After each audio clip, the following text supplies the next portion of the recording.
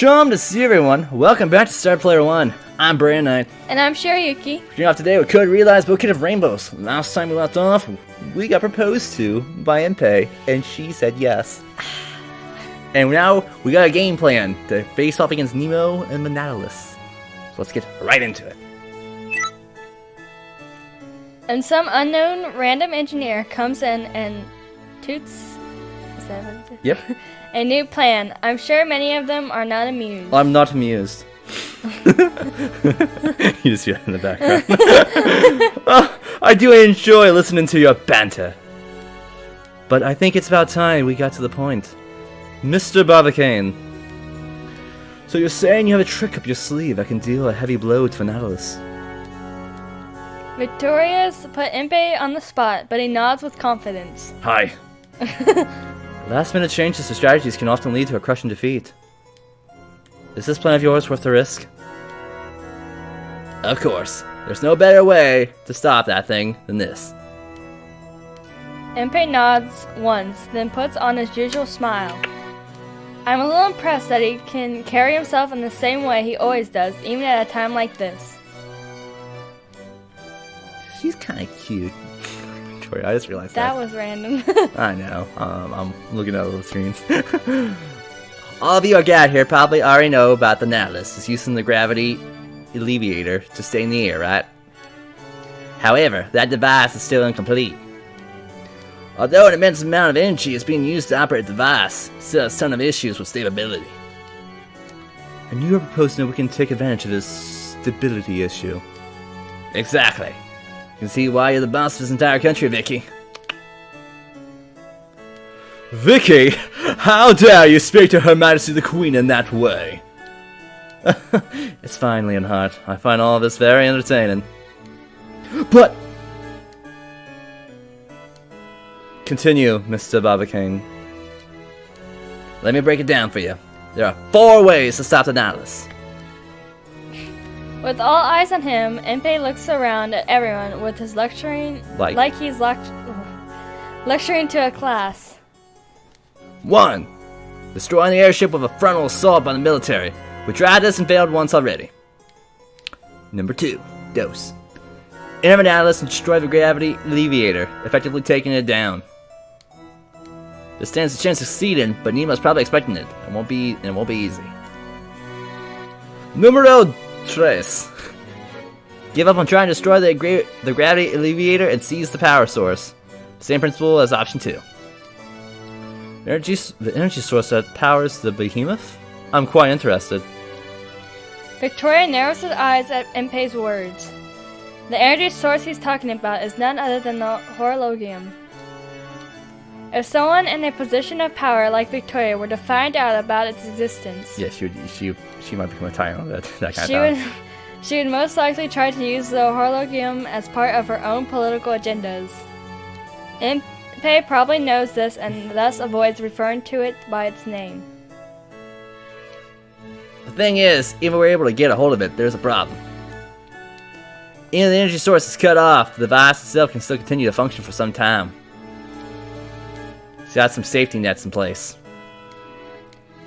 Leave it up to Nemo to use that small window of time to do something horrible.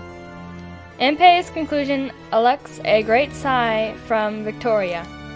So you're saying that your excellent foresight as an engineer is now working against us.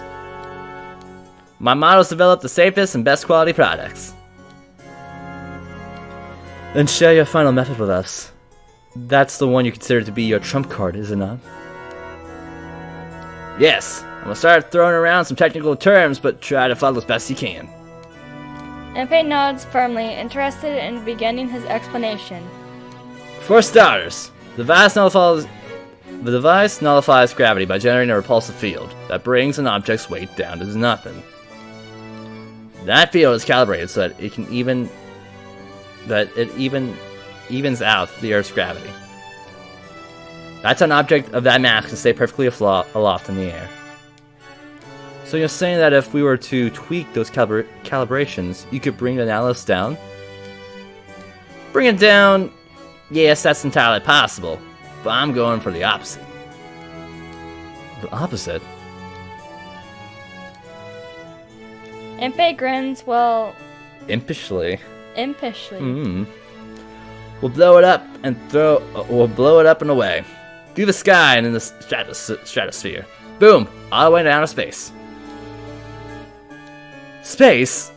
Can you do that? The audience seems to have realized the magnitude of this idea and becomes restless. Impey then brings out the device that he had been just completed this morning. I sure can. That's where this thing comes in. This device generates a strong magnetic force that will disrupt the gravity alleviator's controls. Meaning that if we can enter Nautilus and turn this thing on, we win. Oh, send Nautilus into the sky. Yes, quite. That's considered going into the ship, but this method seems a much more effective way of rendering the Nautilus ineffective. And you don't have it crashing down, blowing up stuff. That's an interesting idea. What if Nemo turns off the gravity alleviator once he discovers the ship is rising? He can't turn it off. If he does, the Nautilus won't have enough thrust to support its own weight. The device takes a while to restart. Once he turns it off, he's going to keep falling for sure. For Nemo, turn off the gravity alleviator would be the same as committing suicide. As Impey quietly explains, those standing around him began speaking Enamoredly? Enamoredly. Close enough. Everyone gathered here had probably been despairing about having to face the Nautilus. That's all the more reason why this plan that might give them a shot at success is bringing life back to their expressions. I see. So this plan you're proposing, what do we need to do to make it succeed? I need two things. Uno, dos. First, I need to fire a special cannonball that functions to amplify this device's magnetic field into the Nautilus. That was a mouthful. Second, in order to start the device, I have to get onto the Nautilus myself. So I'd like you to buy me some time until I can get there to use the device. Can you do that? I see. So you're asking for the honorable forces of the British Empire to serve as an opening act for you. Victoria's quiet statement caused a stir among those in attendance. If what this engineer says is true, this is an efficient plan. And effective. But the Empire has its pride. Can that man even be trusted? Can that man be trusted? As whispers like this spread, Victoria stands there in silence, watching Impey through narrowed eyes. She's judging him. Will the Queen approve of Impey's plan? If she won't come on board, there's nothing else we can do. Thinking this, I can stand it no longer and speak out. Excuse me! Shirayuki?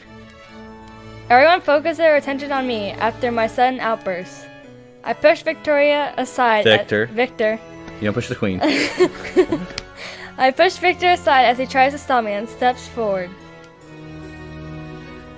And you, My name is Shirayuki. She has weird eye-like brows. You see that? Yeah, it looks like a peacock's like feathers. Yeah, I think that's what she's going for. And I don't think there's any other way to go about this aside from Impey's plan. Are you insinuating that we are incapable of taking the Nautilus down, even though we just failed you last night? Luna and some of the military personnel look at me, their brows furrowed. But I shake my head from side to side.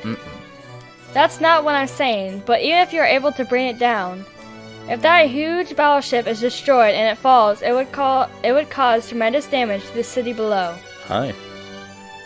She's right. The battlefield would be directly above London.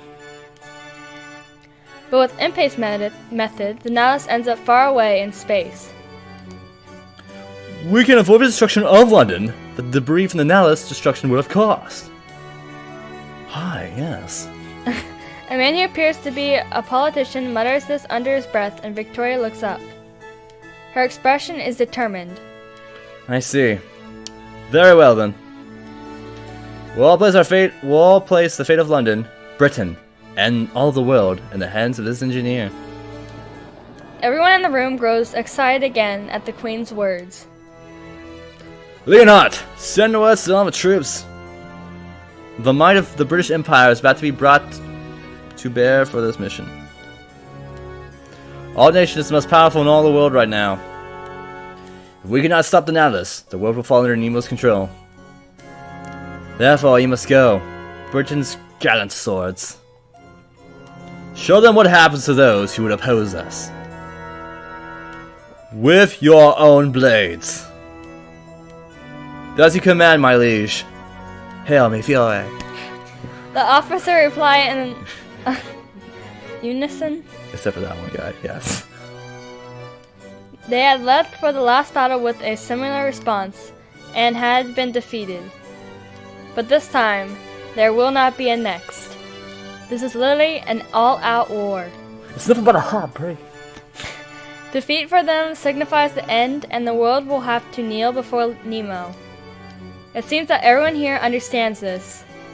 The military staff all leave the room at once. Not so fast, Mr. Barbicane. My chambers. Sorry. Amidst all this, Impey turns around when the Queen calls out to him by name. Without a doubt, you hold the key to getting us through the situation. If you are able to bring that craft down, I shall grant you the title of Knight. I'm not interested. I already have a bunch of awesome titles. The world's greatest engineer, chairman of the Can Club, and Shirayuki's a lover. Impey walks toward me with a fearless no! And when he puts a hand on my shoulder, I smile as well. Oh. No! I'm already a knight too. I'm her knight. I'm sworn to protect her. No, that was pretty smooth, I'll have to admit. Huh? I am her lover. I see my offer was entirely unnecessary. Victoria smiles at me as I turn red and walks away. Once she is completely out of sight, Impey turns to me. Thank you for what you said earlier. It's incredibly reassuring to know that you have my back. Lover. It's no problem, but are you sure about this? Isn't the gravity alleviator like a memento of the old man?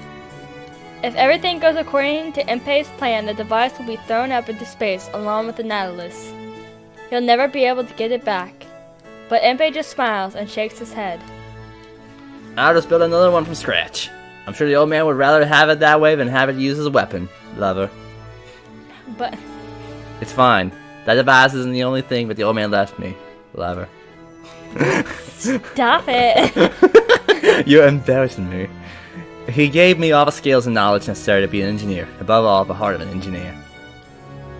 Even if something he makes breaks, those things will live on inside of me forever. Impey places a hand on his chest while he says this. Beneath his unclouded smile is strong determination. I'm sure that old man would have said something like, "You better be able to make this doohickey on your own." Ha ha ha ha ha. Don't force yourself there. I really believe that the feelings and thoughts of the old man who taught Impey are alive in him.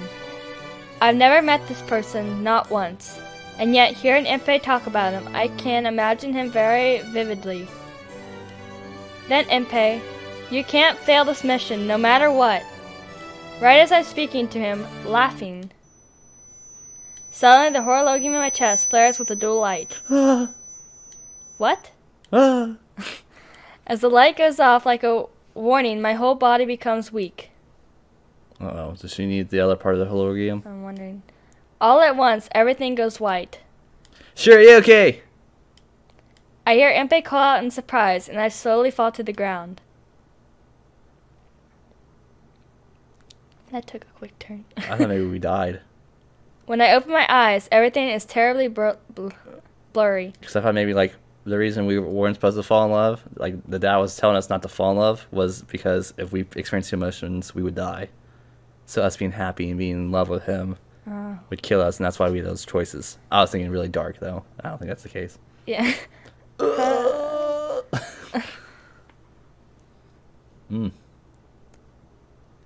My body is heavy like a rusted machine, and I can only move sluggishly.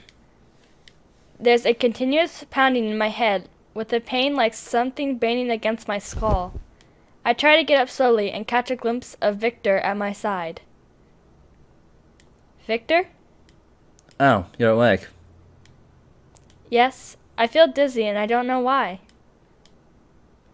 What is it, Victor? I tilt my head to one side, puzzled, but Victor falls silent, looking conflicted. Then...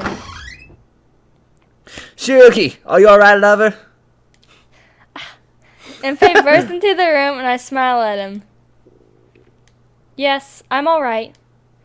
Never mind me, what about you? Don't you have a war council to attend?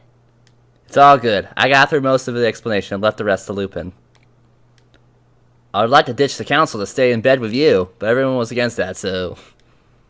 I think a lot of people would have had a problem with that, myself included. Shirayuki's pregnant! That would have been an embarrassing... That would have been so embarrassing. Thank you, everyone who objected. I count my blessings. I wonder if Shirayuki can have kids. I don't know. Yeah, can Horologium have children? I don't know. I'm perfectly fine. I'll take part in the mission as we planned. As long as I'm Nemo's target, I need to be the decoy and keep the Nautilus' attention. Wait, Shirayuki. You're not fine. You're great! Victor suddenly speaks up. I look at him, his strained expression, and open my mouth in confusion. What do you mean? As I explained before, the properties of the Horologium are beginning to change because it was damaged. Yes. That is what Victor had said after I escaped from the Nautilus. The Horologium in me is undergoing a change. You're unwell. After losing a piece of the Horologium. I know. Because of that loss, the energy the Horologium creates has changed. The energy that the Horologium creates has changed. There you go. But your body is unable to withstand that changed energy. So, what happens now? The poison within you is going to start working against you. If we allow this to continue, you'll die in a short time. But this is the reason why I can't touch Impey right now. I can touch Impey right now. You want to touch Impey right now? No. The Horologium's transformation is happening much faster than expected. My calculations are correct. In a little while, the Horologium will become an inert stone. What? Okay.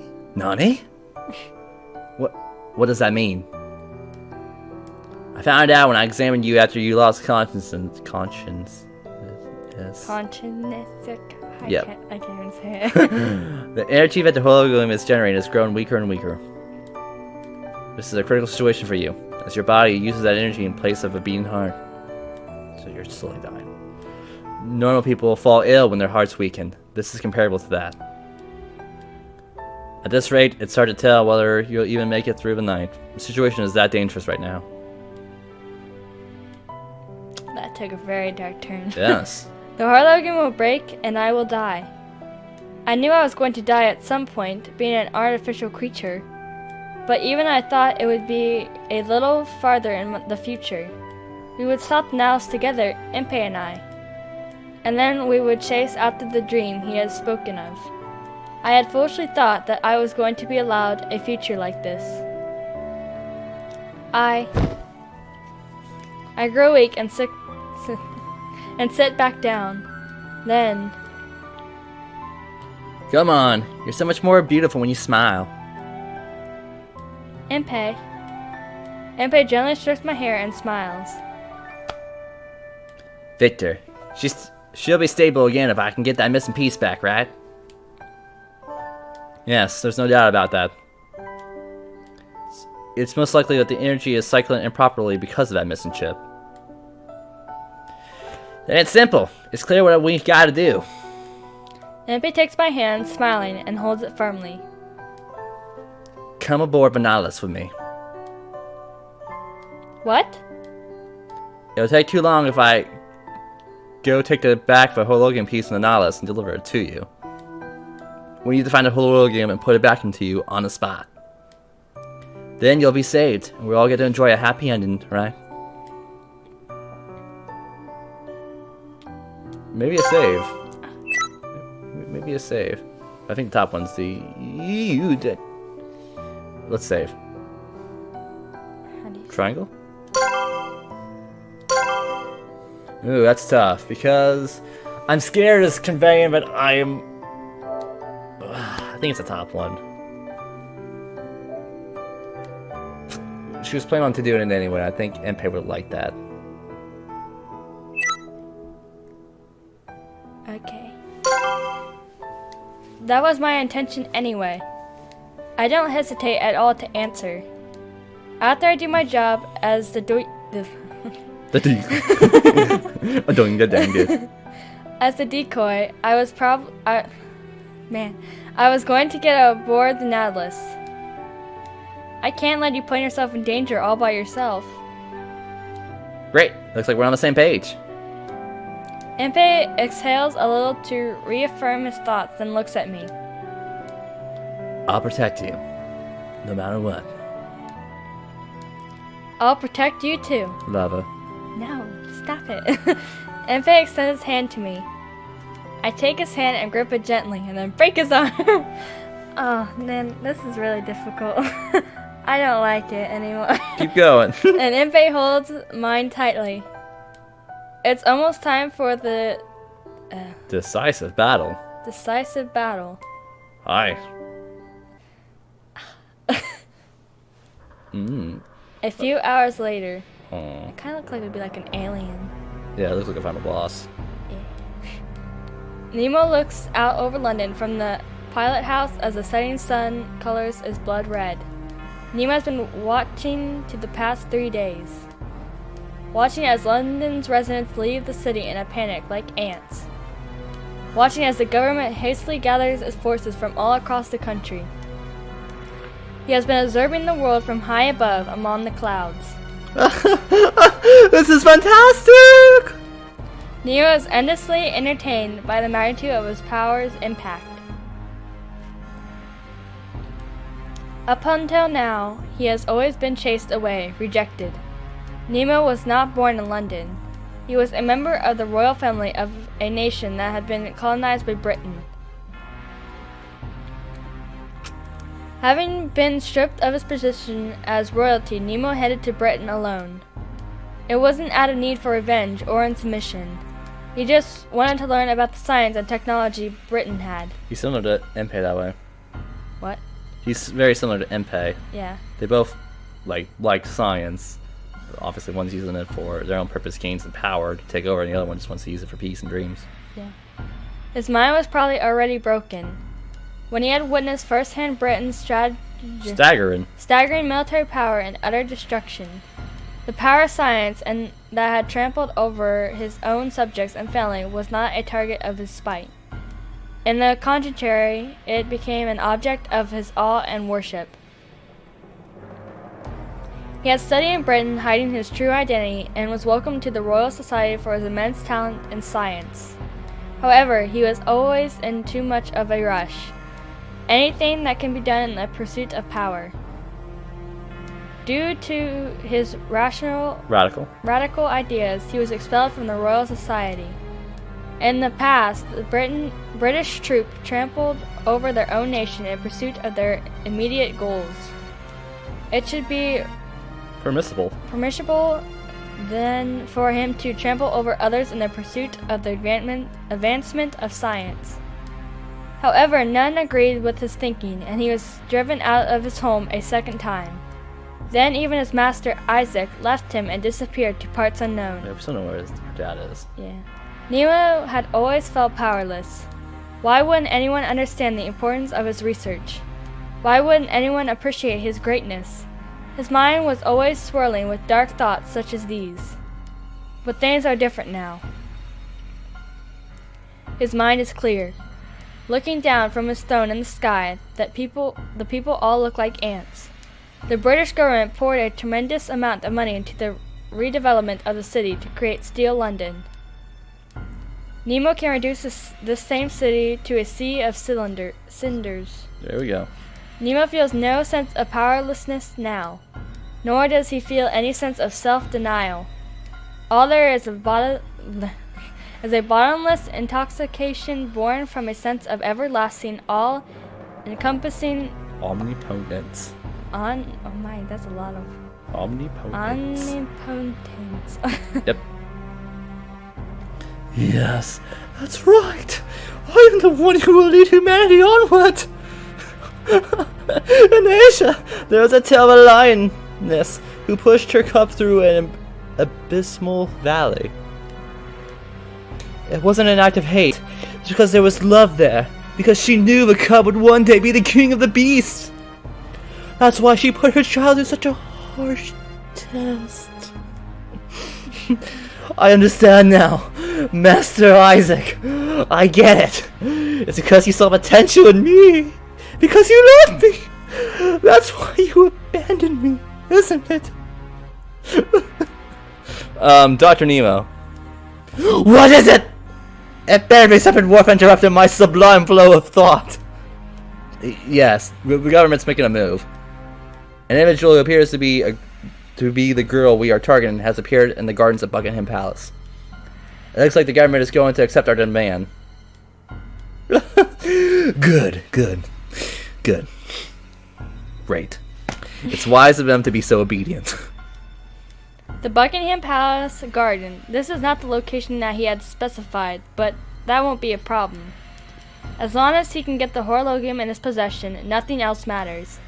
Nemo opens one of the many voice tubes lining the wall of the pilot house. Captain to all crew members, let's reposition the shop above the Buckingham Palace. Respond with generosity if they comply. However, if there is any resistance, we will respond with complete destruction and kill everyone. Nemo raises his arms and basks in glory.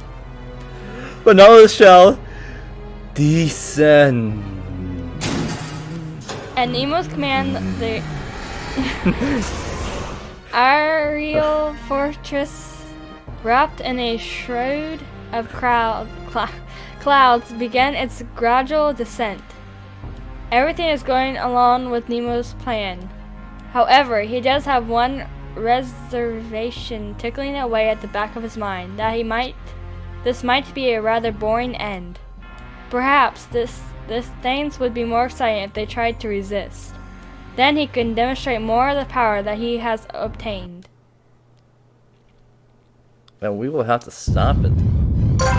Whoa, we'll go back up. Okay, now. I'm trying to make Nemo where, as the story's progressing, he's getting more insane. As you can see, power is corrupting him pretty heavily. Yeah. Oh well, that was an interesting episode. Learned a lot. We're getting really close. Like, I think we have an episode or two left of the Impey route, and then we have to either go through and play through all the other routes to get to the right route, which is Lupin, which I feel is a little dumb actually. I wish they would just let us go for Lupin, but what can you do? So if you would, reminisce on that subscribe button right down below. Leave a like, comment if you guys would as well, and as always, we'll see all of you in the next Star Player episode. Bye!